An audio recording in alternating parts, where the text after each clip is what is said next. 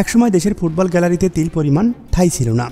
সময়ের পরিক্রমায় হারিয়ে গেছে পুরনো সেই জৌলস। অনেক বছর ধরে দেশের ফুটবল যেন ভাটা পড়ে আছে।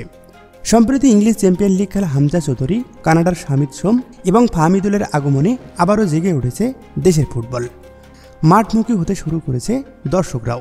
পাড়া মহল্লার চায়ের দোকান থেকে শুরু করে বিশ্ববিদ্যালয়ের ক্যাম্পাস, সবখানে আলোচনায় কেবল বাংলাদেশের ফুটবল। বলতে পারেন ফুটবলে এক নতুন জাগরণ। সেই আলোর পথটাই খুঁজছে বাংলাদেশ ফুটবল ফেডারেশন বা ফুফে। 10ই জুন ঢাকায় সিঙ্গাপুরের বিপক্ষে বাংলাদেশ এশিয়ান কাপ বাছাইয়ের ম্যাচ, যেটি নিছক কোনো ম্যাচ নয়, এক প্রকার ফুটবল উৎসব বললেই চলে। উৎসবের আগে যেমন উন্মাদনা, জল্পনা কল্পনা, হরেক রকমের প্রস্তুতি এবং নানান রকমের আয়োজন থাকে, 10ই জুনের ম্যাচকে ঘিরে তেমন কিছুরই আভাস দিচ্ছে বাংলাদেশ ফুটবল ফেডারেশন।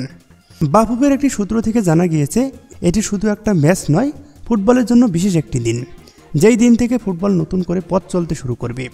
দর্শকরাও হামজা শামিদদের ম্যাচটা দারুণভাবে উপভোগ করবেন।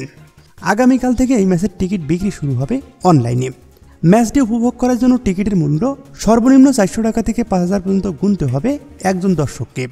কেবল 90 মিনিট নয়, এর বাইরেও থাকছে লেজার লাইটের আলোর ঝলকানি, সাংস্কৃতিক অনুষ্ঠান, ফ্যান জোন, বিশেষ বাস, মেট্রো রেলের সুবিধার কথাও ভাবছে বাংলাদেশ ফুটবল ফেডারেশন। তবে সব কিছু মিলে এমন কিছু দেখাতে চায় বাউফে, যেটা বাংলাদেশের স্পোর্টসে আগে কখনো দেখা হয়নি। বাংলাদেশ কেন, দক্ষিণ এশিয়ায় এই প্রথম।